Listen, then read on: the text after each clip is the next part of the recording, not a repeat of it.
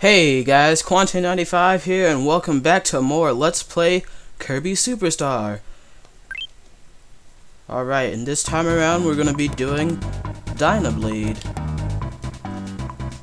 Dyna Blade is destroying all the crops. She must be stopped. Master the different abilities and defeat her. And the difficulty is 3 stars on this one, so this is just a tiny bit harder than Spring Breeze was. And yes, we are going back to the adventure aspect of everything. And one thing I did forget to mention is Kirby Superstar has a remake for the Nintendo DS, and all the cutscenes, like the ones we just saw, are in 3D. Not like stereoscopic 3D, but like just in 3D. So that's pretty cool. And this particular sub-game actually has a world map, or overworld, whatever you want to call it. But we can't go anywhere on it right now because we haven't completed the first level, so let's get to that right quick. But yeah, if you have any type of DS, actually pick up the remake to this game called Kirby Superstar Ultra. It's actually just everything that made this game great, plus more. They actually added a lot more to the game without actually ruining what was so good about this game to begin with. So you get all the great content plus more, and I always like that. And that was actually the first time I played this game through that remake. And I know I've told plenty of stories about how I hadn't played a lot of games until their remakes came out. There's no exception with this one. But regardless, I still decided to play the original because I don't really know how to record DS games yet. If I did though, I probably would have done Kirby Superstar Ultra. Wow, that just sounded really weird. Just the way I said the title for the game. Whatever. And yes, this is actually my 3rd time recording this. Like, I forgot why I didn't stick with the first recording. And then the second time I recorded this, my dog started whining for some reason. I guess he wanted to play. And I was hoping that my mic didn't pick up the dog's whining, but it did. And it was whining in certain parts where I was explaining things, and there was no way I could cut out the whining. So I have to do this all over again. And I guess the second reason I didn't keep that recording is because it was almost over 20 minutes. And I know no one wants to watch over 20 minutes of me playing a game. So I'm actually just going to be splitting this up into 2 parts.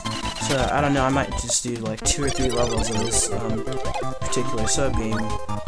Because I don't want this to be like over 20 minutes. And I don't want the LP to be like really short or anything. But yeah, this sub-game, like pretty much the rest of the game is going to be like sort of adventurous. Except for like these 2 sub-games, which are more like mini-games in my opinion. But that's just how they are. Like, they're just small little mini-games that you can play. But the rest of the game is just like sort of adventurous. Just like the classic Kirby gameplay. That's pretty much all you really need to know about this game, or this particular sub-game. You're just going through trying to defeat Dyna Blade. Whatever a Dyna Blade is. What is a Dyna Blade? Well, yeah, we just got Cook Kirby. Cook Kirby, if you've seen him in Brawl, is actually the exact same thing in this game. You just put all the enemies in the pot, stir them up, and you get more items, or in this case, health.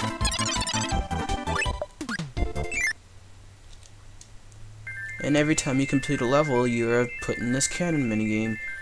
It's pretty obvious, so I'm not really going to explain it, but the further the red is to the end, that's when you shoot. But I probably didn't get but 1 life because I didn't shoot far enough.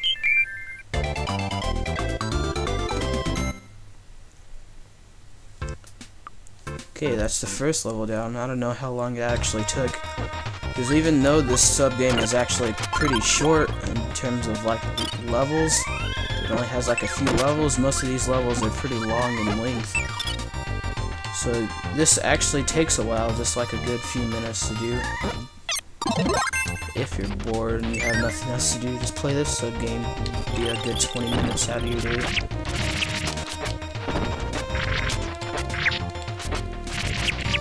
Yeah, these guys take like a while to kill. I don't really know why. even if you try to suck them in normally, they take like a while just to be sucked in. Gosh, I love this music. It's still like laid back and everything, but I can't enjoy it because I think there's like water in my ear, even though you guys don't need to know that. It's just like something behind my ear. Oh my god! What? Dude, what was that? You just slaughtered us, man. Let's get that life back. That was cheap. Oh, you're back. I'm gonna kill you just for that. We only needed one hit. That was like a continuous slash. It's never happened to me before. Well, maybe given this difficulty thing, 3 stars was a good thing after all. Even though I still don't find it to be that hard. And here's an instance where you actually need to know how to use the powers to actually get important things in this game, or this particular sub-game, like the intro thing said. So all you have to do is hold B with a mirror power-up, and you can split mirrors up and hit that block, and you'll be able to get to this switch. And this switch, if you press it, unlocks a secret level. And there's a lot of cases where you're gonna have to know how to use your power-ups and how they affect the surroundings in order for you to get further in the game, or just to actually 100% it. So you're gonna have to learn how to use different powers, or else you're just not gonna 100% the game. Like, I know everyone might have their favorite power-ups and things like that, but you're gonna have to stop doing that. You're gonna have to learn how to use each power-up and everything just to complete the game, because some places you can't get to without certain power-ups. It's also good, like, if a boss has a power-up, to suck in their power-ups too, because more than likely, after you get done beating the boss, there's like gonna be something afterward that you'll have to use that boss's power on. And they did that like a lot in Kirby Returns to Dreamland. So that's why I'm kinda used to it now, because I don't know, so I'm gonna be switching a lot of through powers a lot in this LP. Not only just for that reason, but just to show them off in particular. We're gonna be getting the wheel in this particular section. Yeah, you die. I don't want you on my team. After you killed me earlier. Now we get the wheel. And the wheel... The only thing you really need to know about this is you go fast. That's pretty much all you do, is go fast. There's nothing else. I think you can go through fire with it and the wheel will catch on fire, or I might be thinking of a different game. But that's pretty much all the wheel does. There's like, yeah.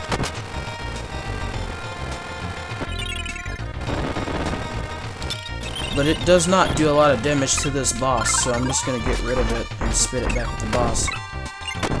I also sacrificed my partner because I don't like him. What? You just smashed my star, dog. Or should I say monkey? Give me some nuts. Oh.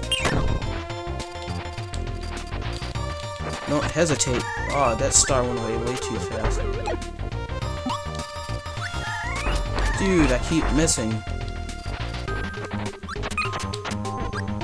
Okay, you're getting brutal. Oh, who cares? Now this is one of the instances where you're going to need to keep the power up that the boss gives you. Because right down here there's a stomp we're going to need to hit, and if we hit that stomp, there's going to be like a room full of lives.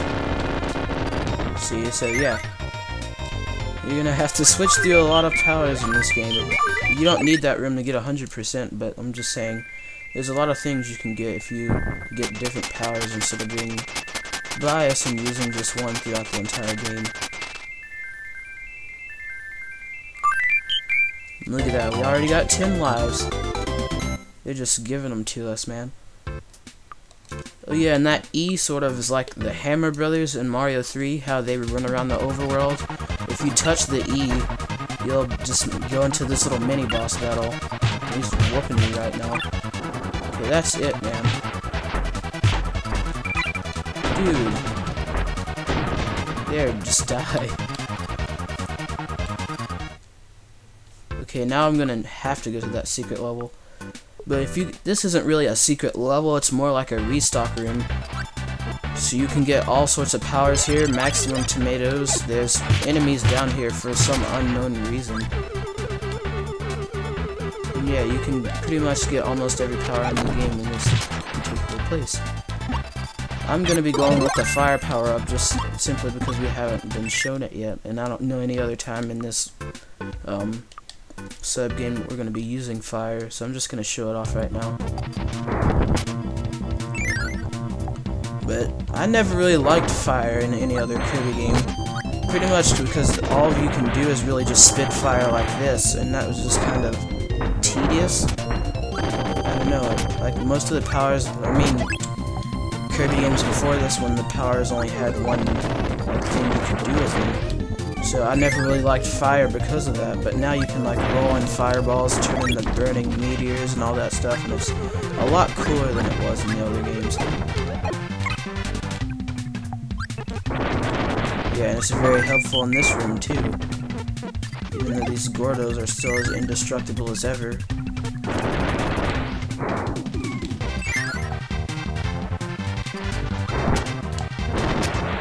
Yeah, it's helpful in this room too, because you're gonna be getting blown throughout this room, and there are enemies just all up in the way, so you're gonna have to, you can just blow through the enemies with this power up. Yeah! I think after this level I might as well stop the video just so it won't be getting too long. And so nothing interrupts me again like my dog. And the YOLO. I'm gonna call it the YOLO now because I just messed up on the sentence. Yes, with the YOLO power up, we can send a yo-yo in any direction we can. Not anymore because we just died right after getting a life. Oh, now the life's not there anymore. Oh, don't die again. But yeah, the yo-yo is one of my favorite power-ups, but now I can't use it. I'm gonna go back up here and get it. Waste all that time. Yes! And we can do like this cool spinning melee attack thing that I like to do. Kirby is just an overall cool dude. Reminds me of Ness, like, in this particular form. Maybe that's probably where they got the inspiration from for this power-up, and it's not in any other Kirby game either. A lot of the power-ups in this game, like, never appeared in any other Kirby game. Well, not a lot of them, but this one is one that I actually know of that doesn't.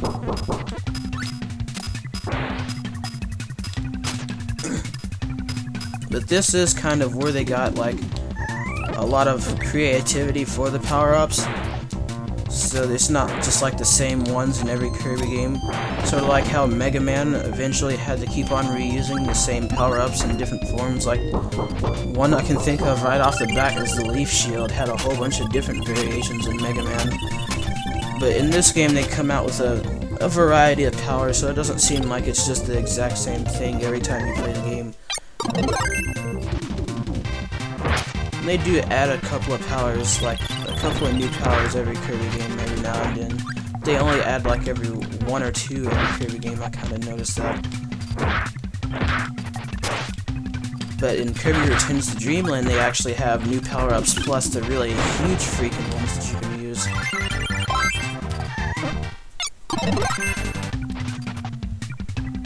Suplex. Jeez, man.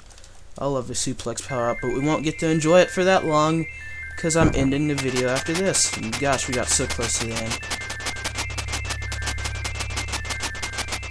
Aw, we just made it. Yes, we still got 3. So you don't have to be all the way at the top to get to the 1, but I've been going on way too much in this video, so I'm gonna end it off here. So in the next episode, we'll be finishing up the last of the Dyna Blade Sub-Game. So I'll see you guys in the next video.